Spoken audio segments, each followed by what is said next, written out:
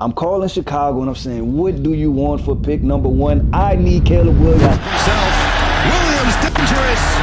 Spin move. The Washington Commanders, you are on the clock. The Washington Commanders have new ownership, new general manager, and new head coach, and they also have the number 2 overall pick. So I'm going to toss this thing real quick to Ryan Fowler, the Washington Commanders guy, and ask you, what would you do with the number 2 overall pick trying to change this franchise? Yeah, Keith, look, there are a lot of options, right? GM Adam Peters coming over from San Francisco, Dan Quinn coming over from Dallas. You got Cliff Kingsbury, OC.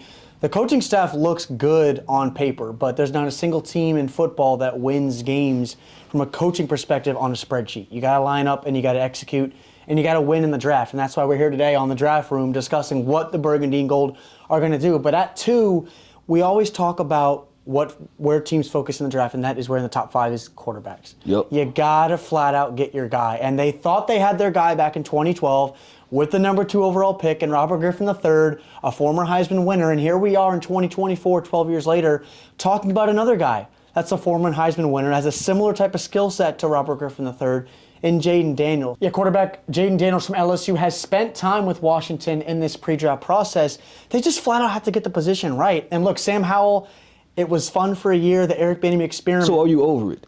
As a guy that lives in the Washington area, extremely familiar with Washington, right? And then their fan base, are the fans over it? Because we seen early on, right? Yeah. There's a lot of promise with Eric Bieniemy, and they was thinking that this may be the guy. We may have found our guy in the 5th round, right? So I want to ask you, because you're closely tied to the team, is it time to turn the page after 1 year of Sam Howell? I think it is. And as much as I like Sam Howell, I appreciate guys that come in and try to battle their tail off for a football team, an organization that has flat out not been able to figure it out. But I think it is time to turn the page. And I think that starts at the top down where new ownership is there. Adam Peters is there, and they want to get his guy. And Adam Peters has said the entire pre-draft process, he's trying to find his guy moving forward.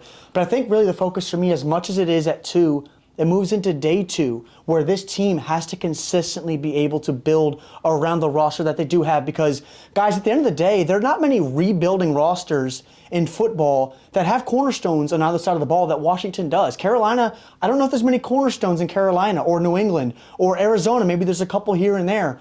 But like a Kyler Murray. But in Washington, you have Terry McLaurin, Jahan Dotson. I would say those 2 cornerstones. You could say Brian Robinson, Daron Payne, and John Allen. Those are cornerstones of a defense in any team in football. But on day 2, I'm like, Damian, for you, where does Washington's focus? Is it edge? Is it corner? They need help in a lot of spots. They have to hit on picks beyond just 2 to really build this roster and compete in the NFC East. I mean, you could probably look at offensive line, right? Had to, because no matter who you bring in at number 2 at quarterback, if you don't protect them, they're not going to live up to the hype regardless. So I think that looking at the offensive line should be a part of that. But if they were to look at edge, you think about a guy from Penn State who played at Maryland, potentially being there, and Chop Robinson, a guy that brings explosiveness, twitch, bend, ability to get around the corner, get to the quarterback, right? But it's all dependent on, and I think with Dan Quinn, we saw more of a kind of an odd front in Dallas, things like that. If he's going to run that type of defense, you could put Chop Robinson as a stand-up edge rusher. I think you see what you have in KJ Henry going forward as well. But if you want to look at edge, I would definitely say Chop Robinson. But I would say, guys, you might want to look at the offensive line, because it don't matter if it's Drake Maye, Jayden Daniels, Caleb Williams. None of these guys are going to be successful without protection. No, I agree 100%. And listen, flat out with this, right? We've graded these guys. We put our top 100 together, top 50, right? Offensive line, big boards. And it's safe to say for me, right? Probably 10 of the top 20 top prospects are offensive linemen, right? This is one of the most talented offensive line class that we've seen. So if you are a team that needs offensive line, there is no excuse you should finish the 2024 NFL draft without boosting your offensive line. But I'm gonna bring it back to the top, and I'm gonna go ahead with my conversation, right? The quarterback. I'm gonna take it back there, and I'm gonna talk about what would I do. I'm not sitting at number 2. I'm calling Chicago and I'm saying, what do you want for pick number 1? I need Caleb Williams. I need the LeBron James effect. Bring him back home. You have to do it. I don't see when you're going to have another prime opportunity like this. And I'm going to think about this, right? What I said new ownership, new general manager, new head coach, right? Moving up to Caleb Williams, it checks all of those boxes because ownership-wise, you sell the tickets, right? Head coach and general manager, you get to say, hey, you know what? We took a swing on a quarterback, and if we missed on what everybody believes is one of the better and more talented quarterback prospects out there. So that's what I would do when it talk about the Washington Commanders. I want to get y'all opinion on moving up to number 2, and what would y'all give up, or would y'all give up anything to be able to move up to number 2 in Chicago? Look, Keith, I love the move, and I agree right with you. If you want to get your guy, I don't think any of us here would flack an organization for going to get your guy. Not only a guy that grew up in Bowie, Maryland, that went to Gonzaga College High School, and that would look good in the burgundy and gold. And you talk about butts and seats, and as much as that was the focus for prior regimes in Washington, just filling what was formerly known as FedEx Field, no longer FedEx Field, it's just they gotta flat out get their guy. But they have the capital to do so. It's not just picks.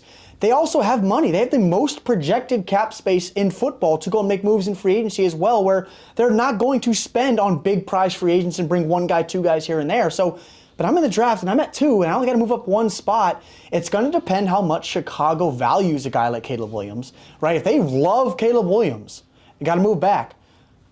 They might give up a hefty sum. So, do they want that Montez Sweat pick back that they gave to Chicago at the deadline? Do they maybe want that Chase Young pick too that Washington got from San Francisco? I have another question that something just popped in my head as we were having this conversation.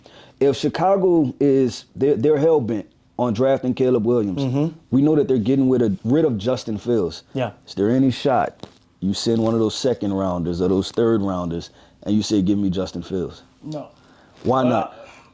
If I'm already at 2, I'm going to go ahead and get the guy I know I have the longevity of the contract with, right? But also to go to the question you had, I'm not trading up for Caleb. I'm sorry, I'm not doing it. If my offensive line is already ravaged, I look at that Notre Dame game, and you know what I didn't like? Caleb under pressure. You know he's going to be in D.C. if I trade up to get him? Under pressure. Count me out on that. Let me go ahead and because I don't feel like this is a situation where the drop-off from Caleb to Jayden or to Jayden and Drake is that sizable. Yeah. It's not a big gap for me. So you're perfectly fine with if they take Caleb, if Chicago takes Caleb at number 1, taking Drake Maye and roll with that situation. I want to throw in this Drake or Jay. Now I want to throw in. We have to throw in the new offensive coordinator, right? With Cliff Kingsbury. Are you comfortable with that situation with either one of those guys? Because we know with Caleb, right? We say, hey, we like it with the fact of Kyler Murray and Cliff Kingsbury experience air raid. But are you comfortable with putting Drake Maye or Jayden Daniels in one of those situations? I'm gonna pass the Fowler first and DP. So let me say this about Cliff Kingsbury's offense that I think is not talked about enough in the air raid. And when people think about air raid, think about what? They think about 11 personnel. We're going to spread you out and throw it around. But you look at Arizona's numbers when he was in Arizona, and they ran the ball well. And you have a running back in Brian Robinson, and they drafted Chris Rodriguez, another bulkier back from the SEC that did well when he had carries last year. So you're going to be able to run the ball, and they're going to get guys in free agency, and most likely in the draft, as you mentioned, they got to get offensive line help.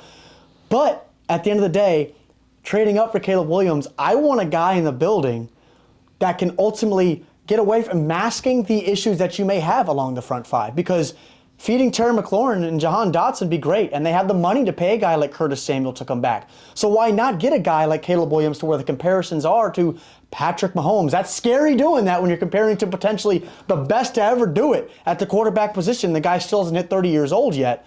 But at the end of the day, I would make a move up, because if he can mask the inefficiencies that you have around you along the front 5 and feed it to your boys on the outside that you invested. You just paid Terry. You just spent a day 1 pick on Jahan, and you're going to build that team around him. Why not get your guy? DP, I'm going to let you wrap this thing up. Go ahead. It's different if this was a Trevor Lawrence to Mac Jones in terms of athleticism competition. Yeah. But it's not, because Drake Maye is athletic, really athletic for a 6'4", 6'5" guy. Yeah. We all know that Jayden Daniels is the only quarterback we've seen that have the type of speed in open field similar to a Lamar Jackson. So those guys can get out of trouble and mask those same deficiencies with the offensive line. For me, I just look at it as this.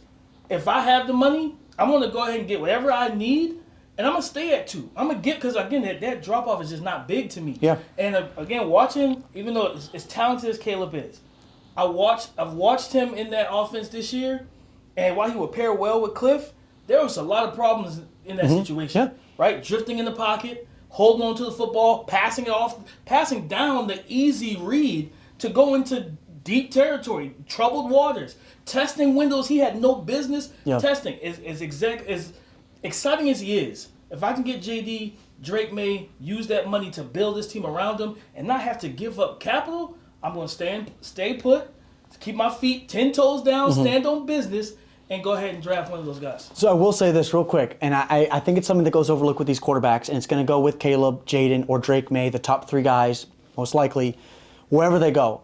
And I think it's coaching and development. Yeah.